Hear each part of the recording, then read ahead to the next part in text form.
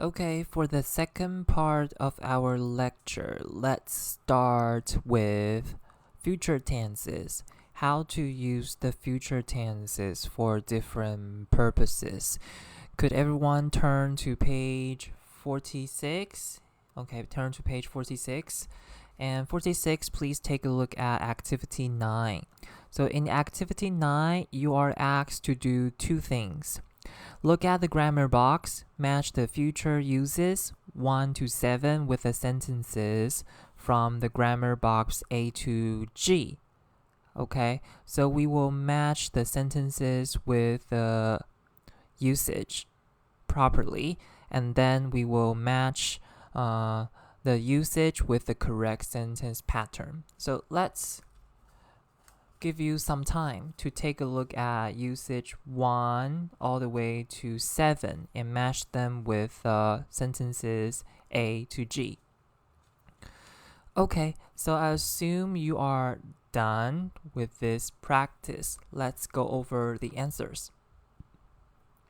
First, decisions that we make at the moment of speaking. It means you made that decisions right now. Okay, decisions that you make right now. So of course you need to choose A. Okay, you need to choose A. So A, okay, I'll do the dishes if you want. So someone asks you to do it and then you agree to do it. So this is a decision that you make at the moment of speaking. Second, arrangements between people. So of course this is F, right? F. So F, my brother's showing me how to make vegetable lasagna at his house tomorrow. So this is an arrangement between you and your brother tomorrow. Number 3, hopes, expectations, beliefs, and plans. So this one is of course B. So I think children will learn some simple dishes at about 8 years old. So this is expectations. This person expects children to learn some simple dishes when they are about 8 years old. Plans and intentions. This one is of course E. I've recently decided I'm going to learn one new recipe each week. So something you decide to do beforehand. Okay, so this is not a decision at the moment of speaking. Then if you think about something beforehand, this is a plan, right? Ideas that are only possible, not certain. This is of course D. So they may teach them about the dangers of a poor diet in those lessons too. So you can tell from the auxiliary may. Okay, this is a possibility. Okay, usage 6. After, if, and time expression like when, until, after, and as soon as. So you just need to find a sentence with the words, okay, with one of these words. So of course, this is C. Children should learn about basic food preparation before, okay, before they leave school. And then finally, future scheduled events. This goes to G. Next week, the podcast goes out at the same time and it's all about eating raw food. So sometimes we can also use the present tense to talk about future scheduled events. Okay, so this is the first part, asking you to match the uses with the correct, scenario. Okay, using sentence A to G. Now, you need to match the uses here with the right sentence pattern. So how do you do it? You refer back to the matching sentences, okay? And then identify the sentence patterns. So number 1, decisions that we make at the moment of speaking, okay? In the future tense, we will use will or won't, okay, to talk about decisions that we make at the moment of speaking. And when we want to talk about arrangements between people in the future, we will use present continuous. Okay, present continuous. And then number 3, hopes, expectation, beliefs, and plans, we will use will or won't. Okay, will or won't. And number 4, plans and intention, we will use going to. Okay, so we use be going to talk about plans and intention. Number 5, ideas that are only possible, not certain. We will use may or might to talk about possibilities. 6, after, if, and time expression like when, after, and as soon as, we will use simple present. Okay, we will use simple present. And 7, future scheduled events, we will also use the simple present. So number 2 and number 6 and 7 might not be that familiar to you. So for number 2, it says use present continuous to talk about arrangement between people, right? Okay, so if you go back to sentence F, okay, my brother's showing me how to make vegetables lasagna at his house tomorrow. And number 6, if you go back to sentence C, children should learn about basic food preparation before they leave school. And 7, go back to G, next week the podcast goes out at the same time and it's all about eating raw food. Going back to the example sentences can help you comprehend the uses and sentence patterns here more effectively. Okay, so this is just a preview of how to use future tenses for different situations and what sentence pattern we should use to talk about that situation in the future. Okay, now I would like to review the basic principles in writing a paragraph. This should be common sense now. A complete paragraph is made of a topic sentence, one topic sentence that shows you the topic and how that topic is going to be talked about. And you need at least 2 to 3 supporting sentences to support your topic. And these supporting sentences should be relevant to the topic and elaborate more on the topic. And finally, you need to conclude your paragraph with a clincher, also known as a concluding statement. This should be common sense now. And hopefully, so far, you have practiced this, in your first 2 writing responses. Okay. This is also a formula I introduced to help you develop your paragraph, right? It's called PO. So P stands for point out the topic sentence. And the first E means to give an example. Second E, explain the example. And then L means link the current point to the next, right? So of course, you need 2 to 3 examples, 2 to 3 examples in the paragraph to be convincing. Okay, now let's test whether or not you really understand what PO is. So could you take a look at these 4 statements? Each statement stands for a letter in the formula. So which statement is P? Point out the topic. Which statement is giving example? And which statement is explaining the example? And which statement is linking, the current point to the next point? Okay. Now I assume you just have your answers ready. So let's go over them. So if we look at the first sentence, people need to think about all the responsibility thoroughly before making the commitment. So here, what kind of responsibility and what kind of commitment are we talking about? This might be the question you have after reading this sentence, right? So of course, a paragraph should not start with a vague sentence like this. Let's take a look at the second one. Keeping a pet requires commitment and investment of time and money, and hence it is not a decision which should be considered lightly. So here we have a more specific idea of what kind of commitment it is. It is about keeping pet, right? So this is a specific sentence. So this can be the starting point of a paragraph. So this is our topic sentence here, okay?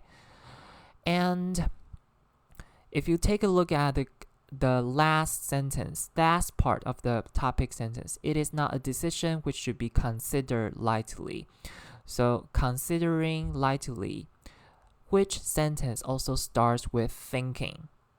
Okay, the first one, right? People need to think about all the responsibility thoroughly before they make the commitment.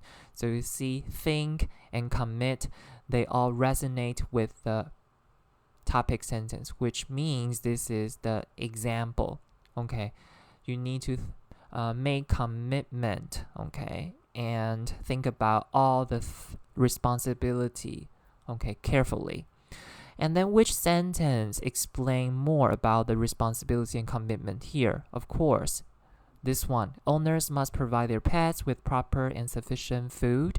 Water cages need to be cleaned out on a regular basis, and pets need annual checkups. So this is the explanation. And finally, you see consequently, you can tell from the transition that this is a way to end the first example. So this is link. Okay, hopefully you got them all right and you have a better understanding of how to use peel. Okay, and today I'm going to tell you another formula you can use to develop your paragraph. It's called Oreo. So it is mostly used when you are writing a paragraph about showing your opinion or showing your agreement or disagreement. Okay, so the first O stands for stating your opinion, and then the second R stands for giving reason. The third E stands for providing evidence, and then the last O stands for restating your opinion. Okay, so it is basically quite similar to peel, but they are used in different situations. Peel can be applied in most writing for most topics, but Oreo is mostly used for argumentative writing. Okay, meaning you need to show you are in favor of something or you are against something. Then I would suggest you use Oreo to develop your paragraph. Okay, so could you spend some time reading this example paragraph and try to identify which part is O, which part is R, which part is E, and which part is O. Okay, so let me give you some time to figure out. Okay, so I assume you are done, so let's read. If the driving age were lower from its current limits, then it would discourage teenage drivers to be physically active when they commute. So of course, the first sentence is the topic sentence, which is the opinion of the author. The opinion of the author is the government should not lower the age for driving because it will make teenagers less active. Okay? Since the option to drive behind the wheels was unavailable, teenagers have no choice but to walk, cycle, and take public transportation. So from the transition since, you can tell this is a sentence that gives reasons, right? So if teenagers are not allowed to drive, then they only can walk, cycle, and take public transportation. So this is an example, the reason. And according to, so when you see according to, it means this person is going to bring in other information to support his or her point. So according to different studies published in the American Journal of Preventive Medicine, active commuting such as walking, cycling, or taking public transit to school helps students lose body fat and weight. So this is an evidence that proves the author's point here after since, right? Commuting helps students lose body fat and weight. And from the transition as a result here, you can see this is a restatement of the author's position. Teenagers should not be allowed to drive for the sake of their health and wellness. So this is how this author makes a good case to show people that it is better for the government not to lower the driving age for the sake of teenagers' health.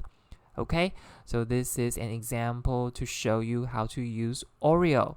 And remember, Oreo is mostly used for argumentative writing, which means when you are asked to show whether you agree or disagree with something, then this is the right strategy to help you develop an effective paragraph.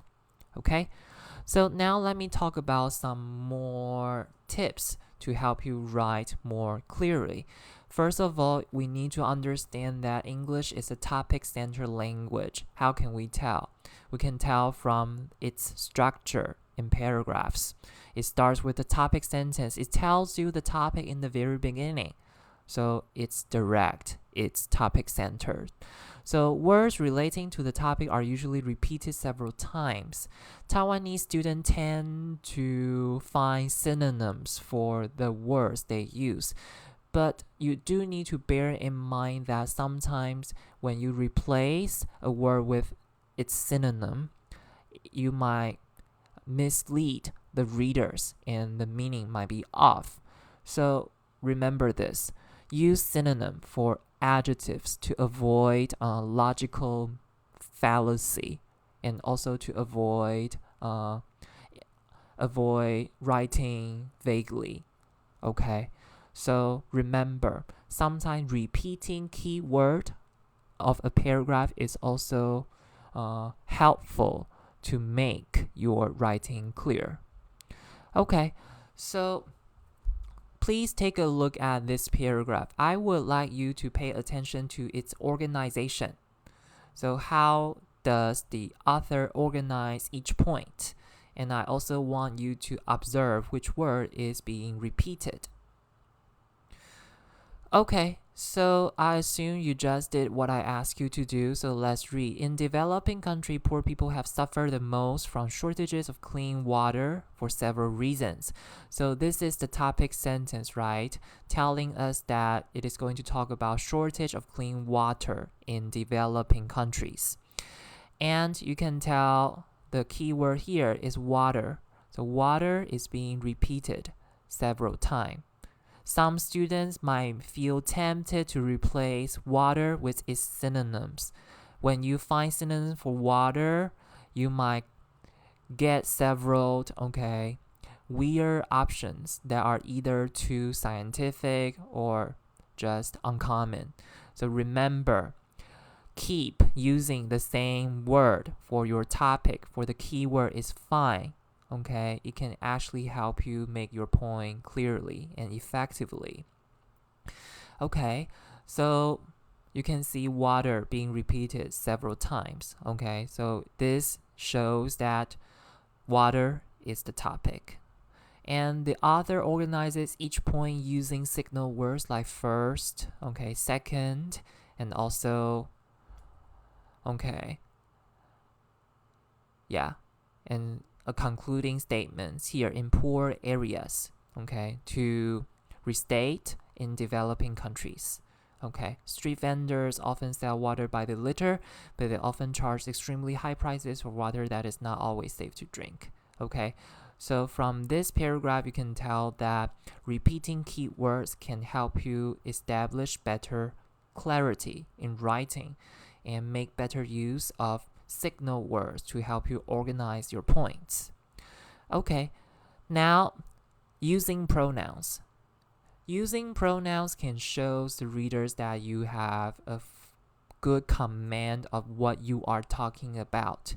And using pronouns can also help you connect one sentence to another fluently. And it can also help you avoid making repetitions. You can use pronouns to repeat keywords. For example, pay attention to the pronouns here. I would like you to identify what it refers to. So the first pronoun here, this trend should refers to the point in the previous sentence, right? One of the most significant economic trends in the US in the half century has been sharp increase in the number of women in paid employment. So this is what this refers to, increase in the number of women in paid employment.